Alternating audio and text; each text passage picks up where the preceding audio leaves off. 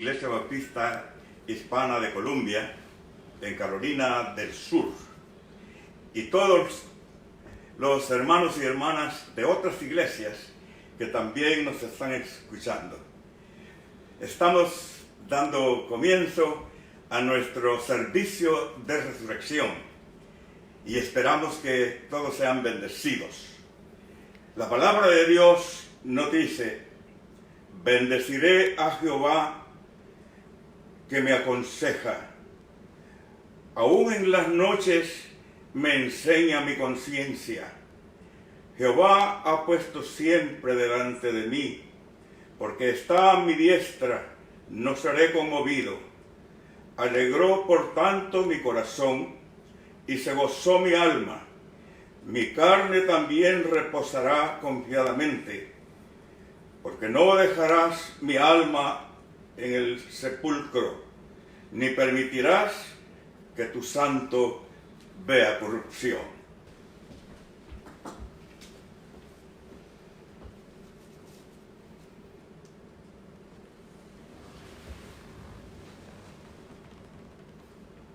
Mis amados hermanos, les ruego que busquen en su Biblia nuestra lectura bíblica en el Evangelio según San Marcos, capítulo 1 al 8.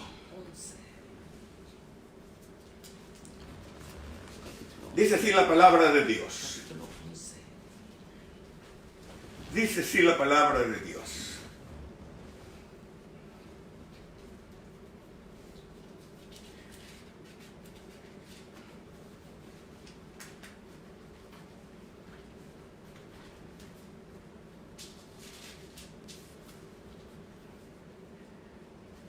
Pueden seguirla con la vista, si es así, mejor para ustedes. Cuando pasó el día de reposo, María Magdalena, María la madre de Jacobo y Salomé compraron especies aromáticas para ir a ungirle. Y muy de mañana, el primer día de la semana, vinieron al sepulcro ya ha salido el sol. Pero decían entre sí: ¿quién nos removerá la piedra de la entrada del sepulcro?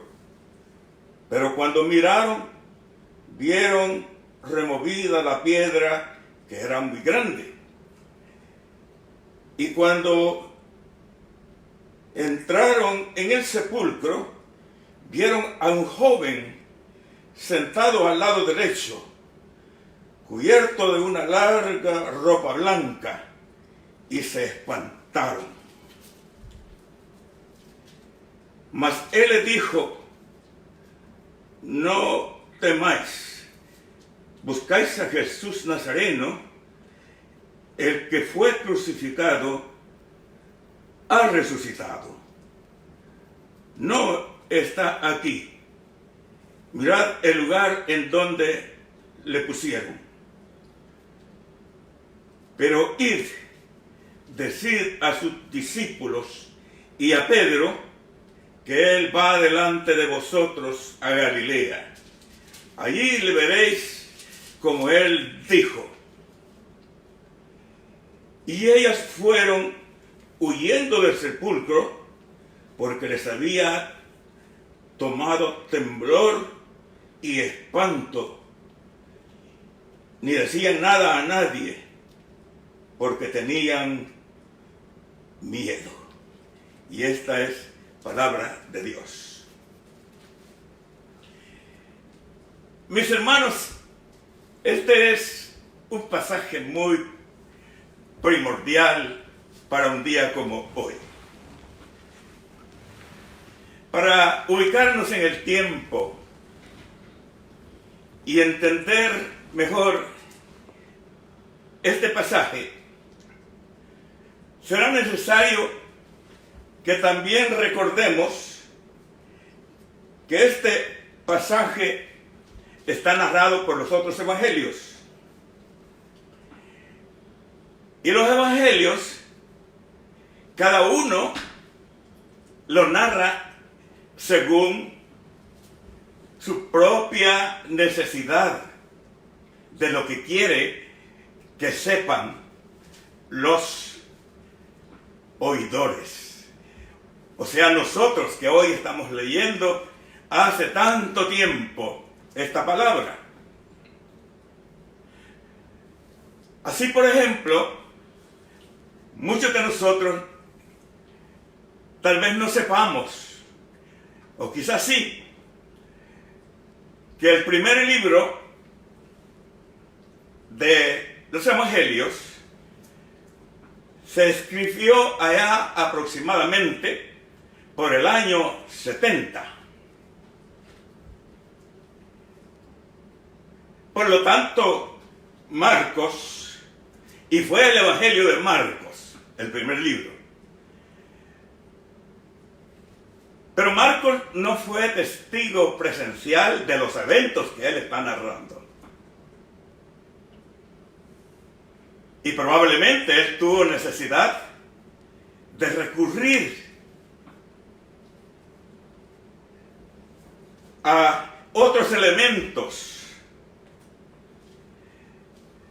que, por ejemplo, relatan algunos, cuentan que aparte de los 4 evangelios hay otras fuentes. Una de esas fuentes se le conoce como fuente Q. Ustedes saben que después del descubrimiento de los rollos del Mar Muerto, pudieron encontrar muchos escritos de aquel tiempo que dan cuenta de algunas de las cosas que sucedieron e incluso de algunos libros del Antiguo Testamento. Se llama la Gruta de Qumran, donde encontraron estos documentos. Probablemente Marcos tomó de esa fuente que los científicos de la Biblia le llaman Q.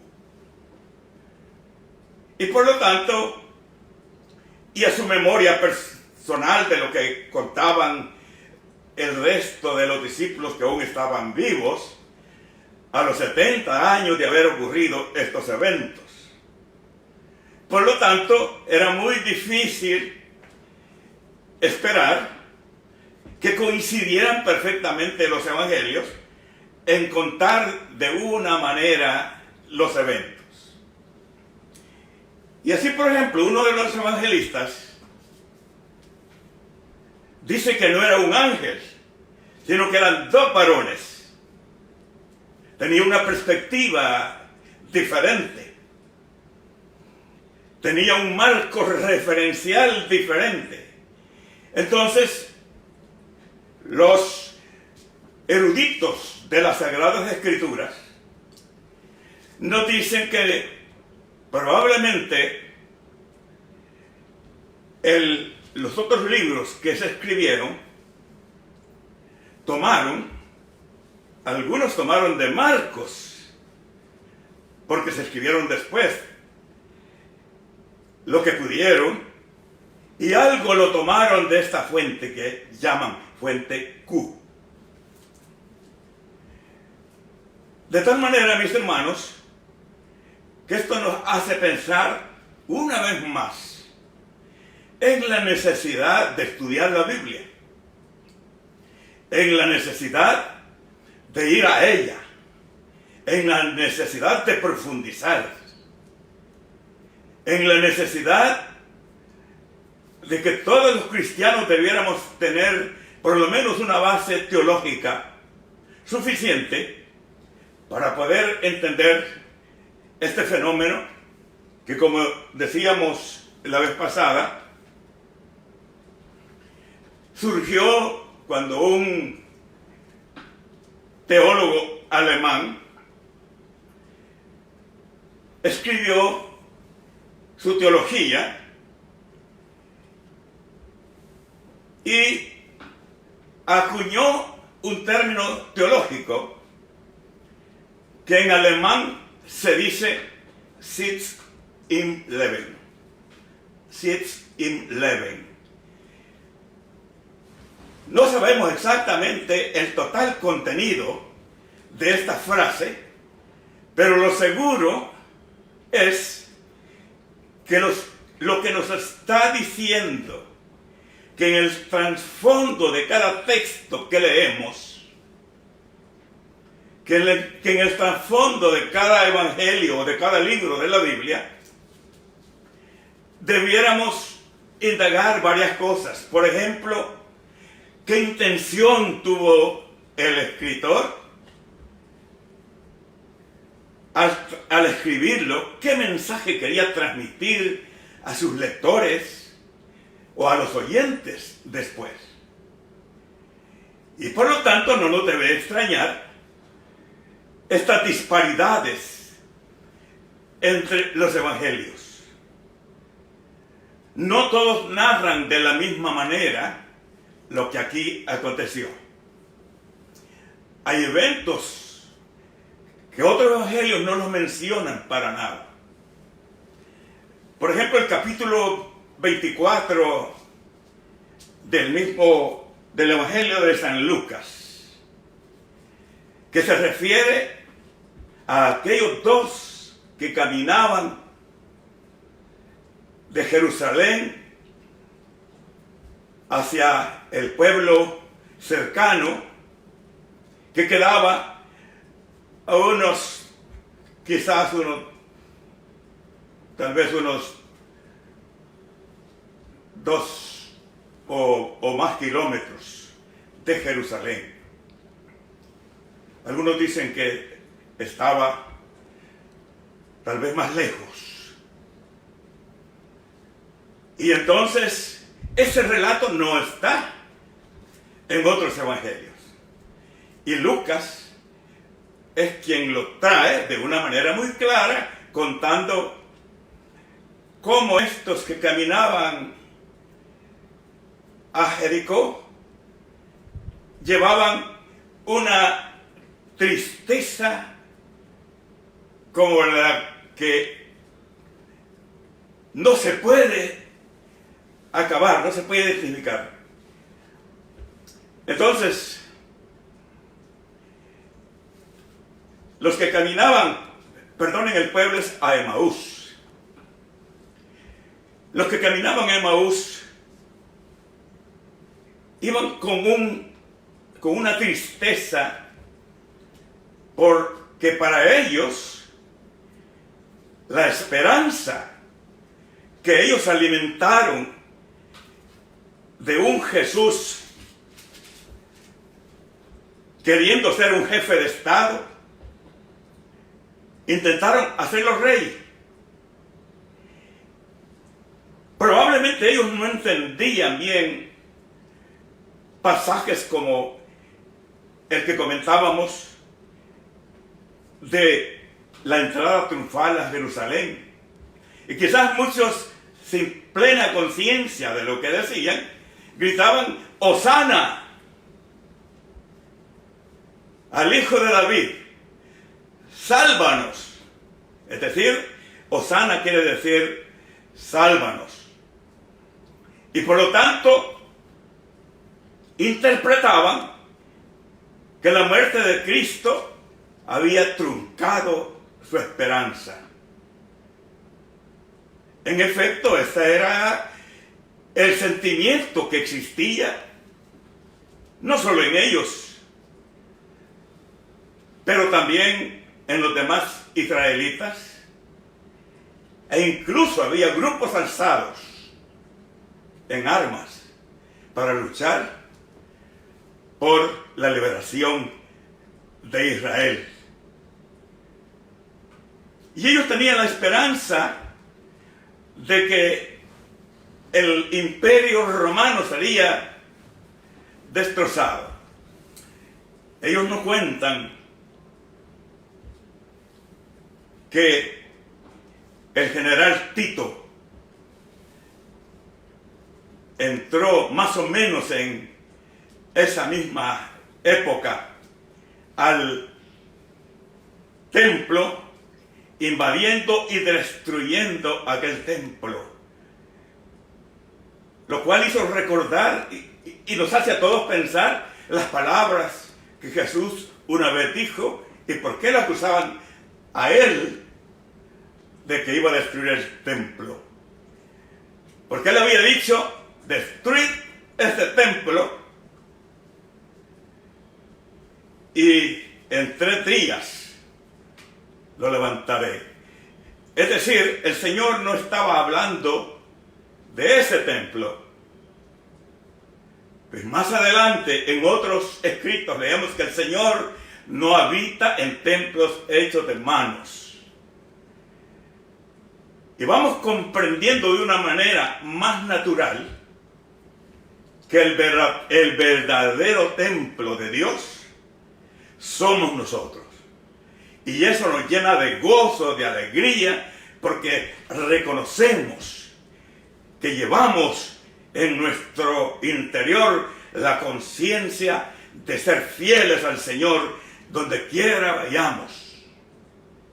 Y por eso Pablo arremete diciéndonos que no demos nuestro cuerpo a los paganos, porque, y sobre todo, él hablaba de la prostitución, que era muy del día en aquel entonces, y él decía que cuando 2 almas se unen, cuando 2 cuerpos se unen, en realidad vienen a ser uno solo. Y que por lo tanto cuando un hombre, un judío, un creyente hacía eso, estaba maltratando al cuerpo del Señor. Entonces estos versículos que estamos leyendo, debemos leerlos en esa perspectiva. En una perspectiva, yo diría, sin ánimo de petulancia, que debemos, con un sentido teológico, de contextualización. Porque precisamente eso es lo que en última instancia significa esa palabra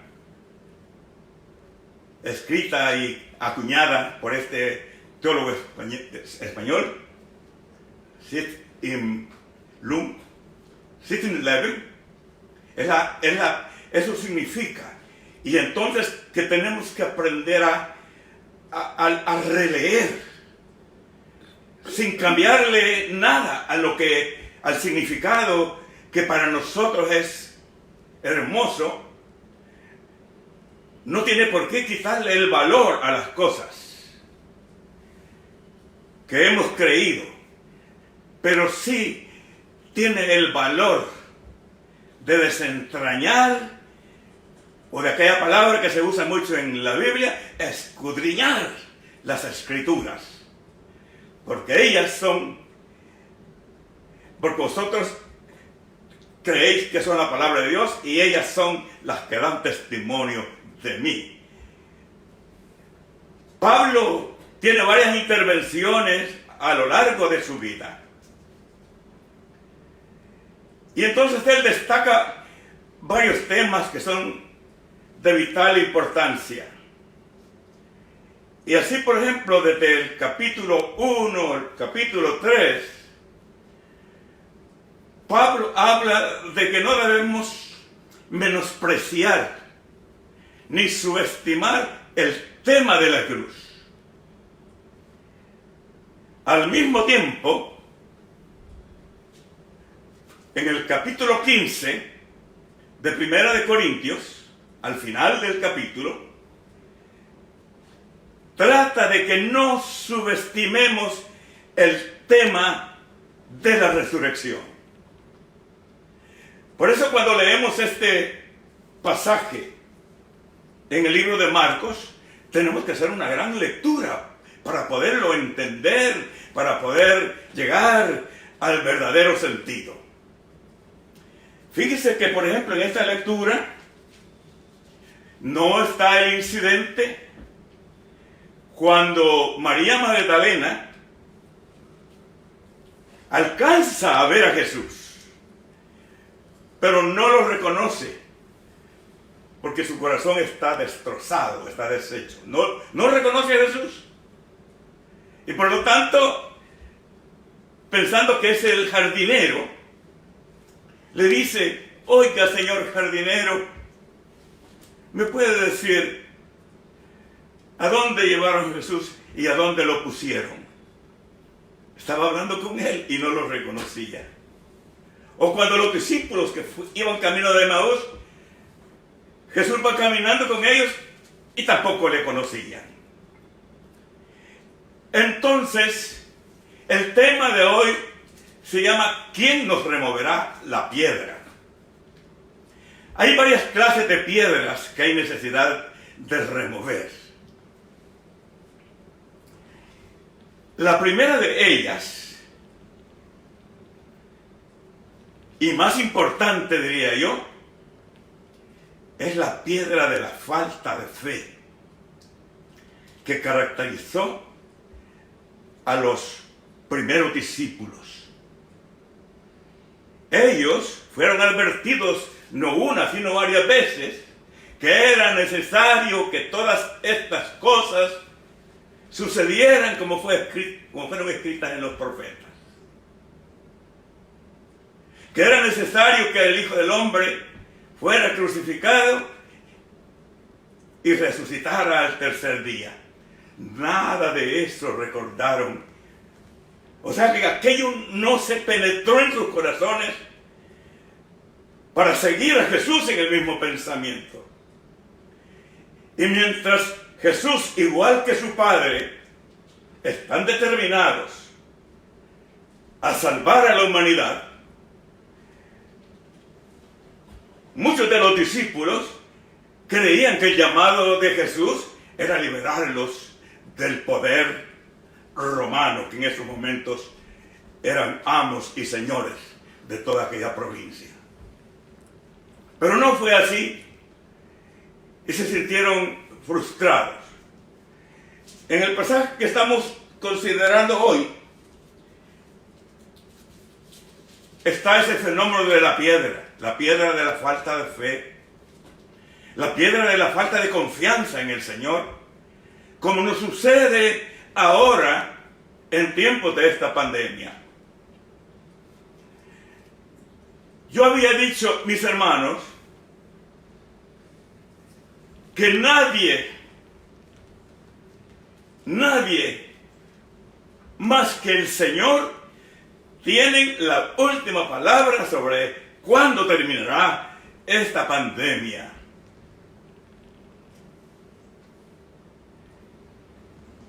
Tenemos que tener conciencia que suceden muchas cosas que alguna enseñanza debe de dejarnos. He repetido, creo yo, que nadie después de esta pandemia será el mismo después que ella pase. Cuando pase y cuando el Señor quiera que pase, porque Él es el que controla a todos y todas las cosas. Por eso, mis hermanos, tenemos que acercarnos más al Señor Jesús a través de la oración y buscar en la oración la fuerza para resistir. Yo quiero decir algo, hermanos, con mucho cariño y con mucho respeto, que esta mañana estuve escuchando el mensaje de mi amado hermano y amigo Carlos Isidro Sánchez con ocasión de predicar sobre el Getsemaní. decía él en alguna forma que todos debemos vivir nuestro Getsemaní. Y recordar lo que pasó en ese Getsemaní. Recordar la exclamación dolorosa de Cristo. Recordar la actitud de sus discípulos a quienes les ordena quedarse un rato velando mientras él iba y oraba. Y cómo por 3 veces los encontró dormidos. Durante el momento que estuvo en el Getsemaní, hay un relato totalmente maravilloso.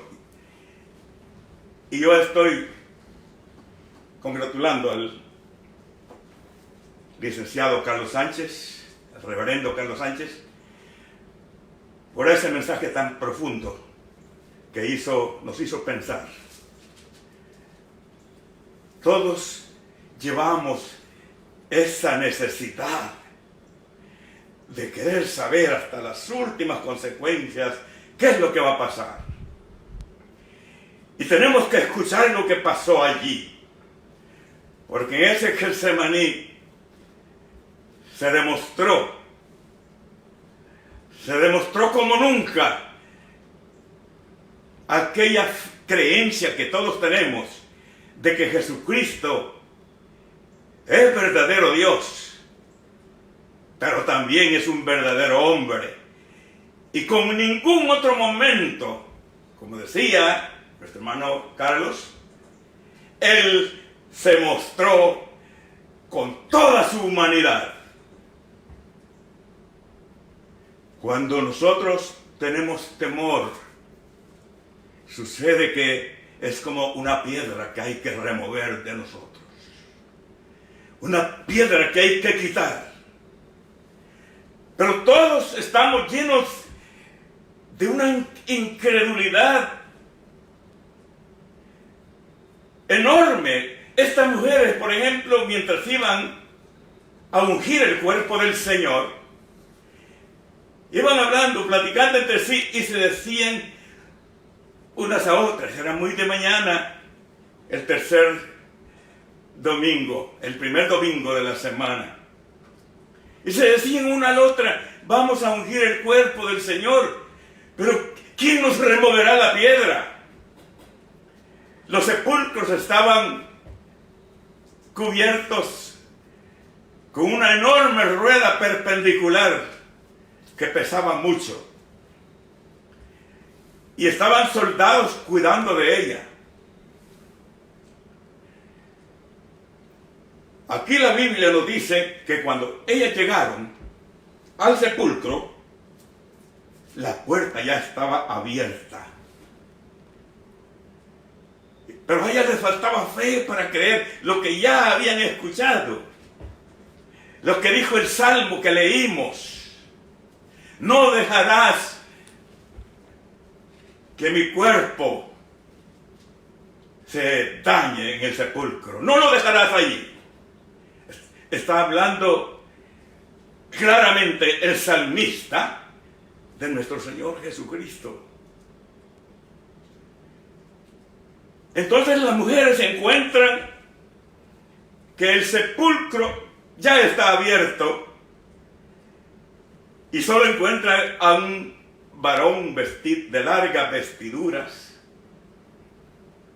que les está diciendo: buscáis al que fue crucificado, pero Él ya no está aquí. Él ha resucitado. En este caso de Marcos, las mujeres salen corriendo. Todavía llevan algún espanto, pero obedecen el mandato de ir a decir a los discípulos que no estaban allí. ¿Sabe Dios dónde estaban cada uno? Quizás algunos estaban pescando, tal vez otros estaban llorando, lamentándose, pero ellos no estaban allí. Y el Señor les dice, vayan y digan a los discípulos y a Pedro lo que ha pasado, les dijo el ángel. Y así pasó, se fueron buscando esta respuesta, porque de esa respuesta depende, mis hermanos, el destino de toda nuestra vida. De la respuesta que estas mujeres dieron depende nuestro propio destino, el rescate de la fe. Hay un teólogo, se llama el doctor Juan A. Mackay. Él escribió un libro que se llama Prefacio a la Teología Cristiana. Un libro ya bastante viejito, pero con una actualidad, con una presencia increíble. Ahí se dice que la teología murió el día que crucificaron y mataron a Jesucristo. Fíjense ustedes, muy sintomático lo que dice, que allí pereció la poca teología que podía haber habido en ese momento, a pesar de que estuvieron caminando con el Señor. No había esta teología tocado y penetrado su fe. Y por lo tanto dice este escritor que allí pereció la teología y que la teología resucitó. Fíjense, yo pensé que él iba a decir resucitó el día que Cristo resucitó, pero ni aún habiendo resucitado Jesucristo, parece que la teología no resucitaba. Y dice, la teología resucitó aquel día cuando Jesús, preguntando a sus discípulos, les dice, oigan discípulos, díganme por favor, ¿quién dice la gente que soy yo? Y unos, le dicen los discípulos a Jesús, pues unos dicen que eres carpintero, otros dicen que eres un gran maestro, otros dicen que eres un revolucionario que quiere cambiar las cosas y que quiere derrotar y derribar al gobierno del Imperio Romano. Otros dicen que eres un hombre muy humilde, pero ninguno acertaba a la respuesta que Cristo esperaba. Y entonces preguntó a Pedro, fíjense, a Pedro el debilucho, antes, a Pedro, a quien el Señor restituye después de haberle negado, es quien contesta esa pregunta. Y cuando el Señor le dice, bueno, la gente dice todo eso, pero ¿qué dicen ustedes?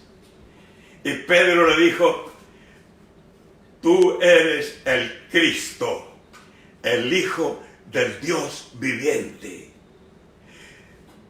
En otros términos, tú eres el Mesías que hemos estado esperando. Pedro ya no piensa en un Mesías temporal. Piensa ahora en un Mesías eterno. Piensa ahora en un Mesías glorioso. Piensa ahora en un Mesías que ha vencido la muerte. Piensa en un Mesías que está a la diestra del Padre y que un día los cristianos, por nuestra fe, le veremos cara a cara cuando estemos allá con Él. ¿Qué pasó entonces? Dice el Señor, privilegiado eres, bienaventurado eres, Pedro. Porque eso que estás diciendo no te lo reveló carne ni sangre, sino el Espíritu, sino el Señor. Pedro, Pedro ahora es un creyente firme y decidido a todo lo que pueda venir por seguir a Cristo. Y no teme enfrentarse a todas las fuerzas que puedan venir a atacar al pueblo de Dios o a él mismo en persona. Allí, dice Juan Amacay, allí resucitó la teología. En esa declaración aparentemente solitaria y escondida en algún lugar de la Biblia, allí se encuentra la raíz de la teología que nosotros debemos recuperar ese día. Y es curioso porque Juan Amacay hace tiempo que está con el Señor, pero él se adelantó mucho y empezó a narrar cómo la humanidad ha trastrocado todo, cómo la humanidad ha perdido la fe. Algunos piensan que crecemos bíblicamente porque vemos distintas campañas evangelísticas y en muchas de ellas lo más que hay es diversión para los oyentes. Lo más que hay es un gozo personal, una alegría personal. No se dan ni siquiera cuenta que eso no es lo que el Señor dijo cuando enseñó que el Señor habita en la alabanza. Sí, pero ¿qué es alabanza? Alabanza no es escuchar algo para gozarnos nosotros mismos. Alabanza es poder llegar al corazón de Dios y ser de una sola pieza, que al mismo tiempo que alabamos al Señor, sigamos sus pasos e imitemos y seamos como es Él, en su amor, en su entrega, en su determinación por ser fiel hasta la muerte. Eso es alabar al Señor. No están aislados, no están separados. La alabanza al Señor de un genuino y auténtico amor al prójimo, por ejemplo. De un genuino y auténtico entregarse a Cristo y no temer para nada y acordarse de las palabras del Señor. El que quiera salvar su vida, la perderá. Y probablemente pensar eso no les combinaba mucho a aquellos discípulos. El que quiera salvar su vida, la perderá. Para luego agregar, mas el que la pierda, la hallará.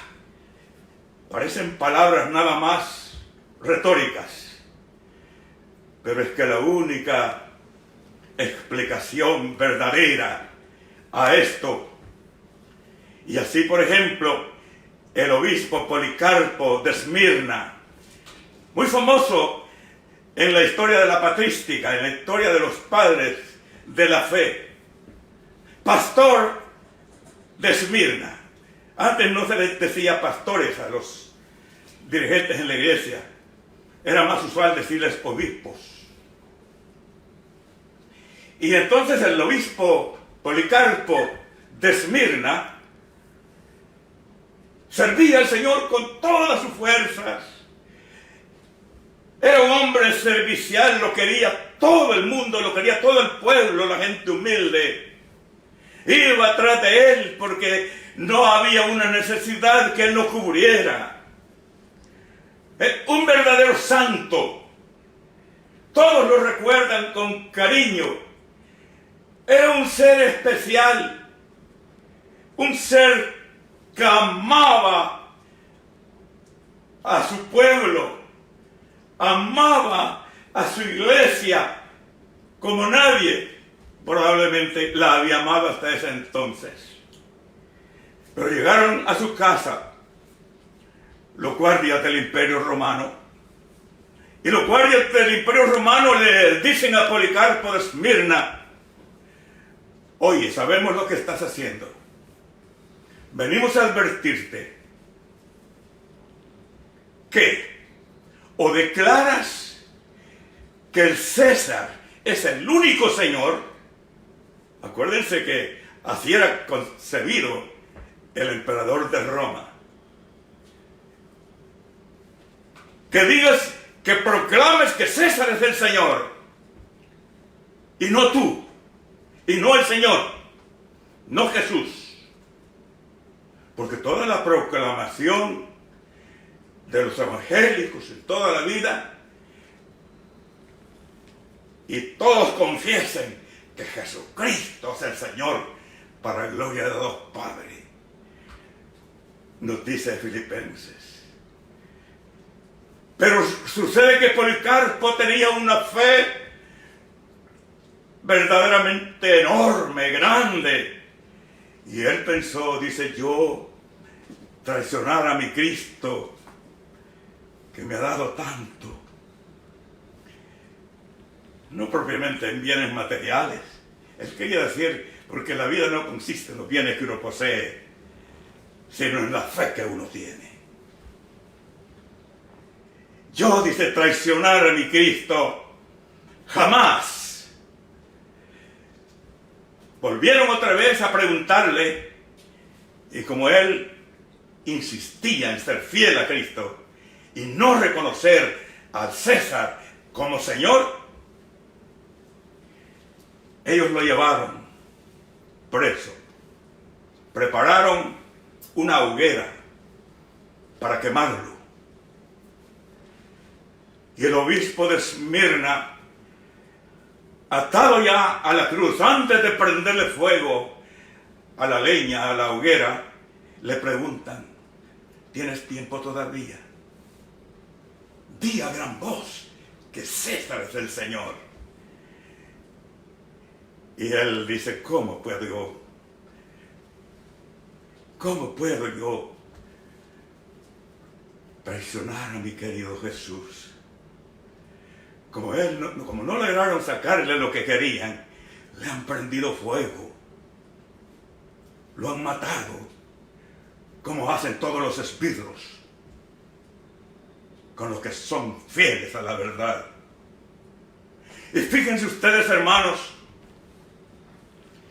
que las llamas empezaron a ascender por su cuerpo, y a Policarpo de Esmirna era la antorcha encendida, y él, mientras le quedaba un pequeño aliento de vida, con su voz todavía fuerte, gritó a todo pulmón, el único Señor es Jesucristo.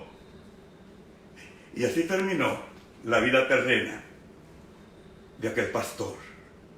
Mis hermanos, esa piedra tenemos que removerla, y tenemos que adquirir una fe teológica, una fe a prueba de todo. Entonces, junto con esa hay otras piedras que hay que remover. Esa repugnante palabra que se llama discriminación, y que a diario la estamos viviendo en todas partes, y que se caracteriza por discriminar a los que no son igual que soy yo. Sobre todo las minorías son quienes más sufren la discriminación.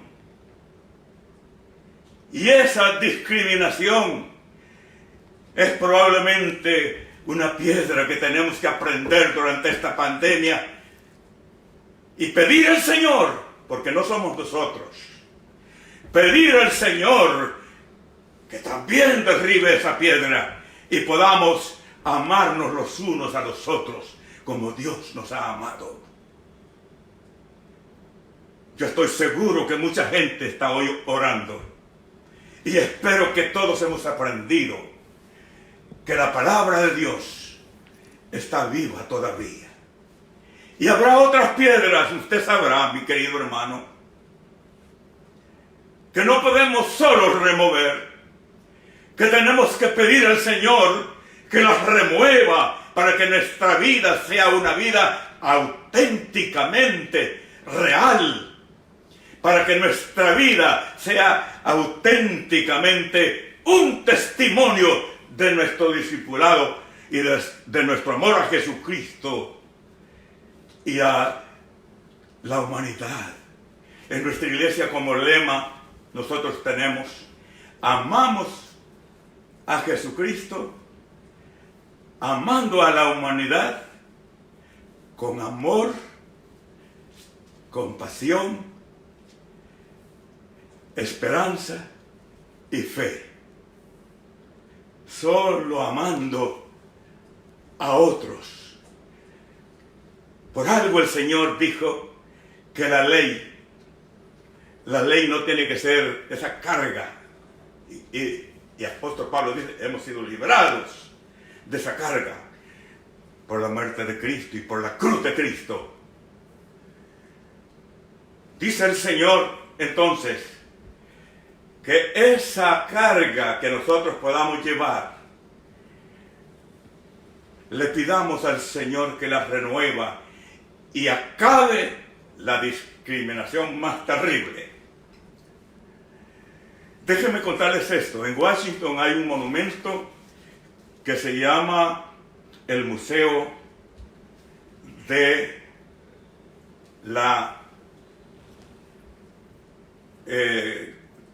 la eliminación, del Holocausto. Mis hermanos, yo no soy quien para juzgar a otros,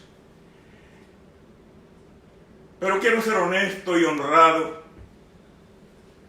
He visitado varias veces la ciudad de Washington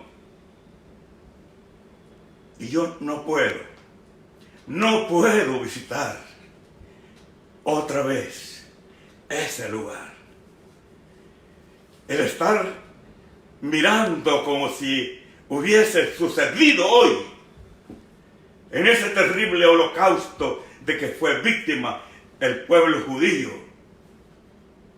Mis hermanos, quebrantó mi corazón totalmente.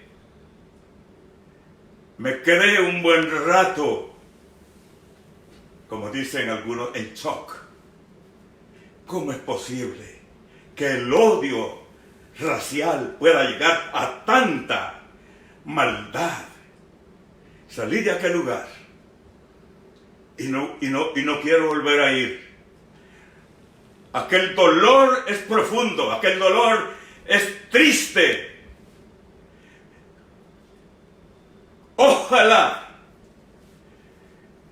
que las causas y los que todavía siguen principios como de aquellos terribles enemigos de la humanidad no regresen a este mundo. No regresen a esta humanidad. Y que así como el virus será exterminado él solo, siendo que es una molécula de proteínas y no un ser vivo, no morirá, sino que se va a deteriorar, se va a extinguir. Que de la misma forma también no vuelvan esos momentos difíciles y que la humanidad sea el abrazo de todos. Como aquella canción tan bonita que dice que para hacer una muralla hay que unir todas las manos. los blancos sus manos blancas, los negros sus manos negras, los de origen indígena sus manos indígenas, los de tipo oriental sus manos de tipo oriental, y unirlos para formar una muralla de amor que una y nunca más, nunca vuelva estados de discriminación como los que aún estamos viviendo. Hermano, la fe en Cristo es cosa seria, y por eso lo invito a que vaya siempre a la Biblia y que consulte con el Señor qué es lo que quiso decir cuando leíamos un pasaje. Y en esta hora vamos a orar para terminar. El mensaje ha terminado. Nos toca ahora tratar de vivir lo que dice la palabra de Dios. Oremos. Amantísimo Padre,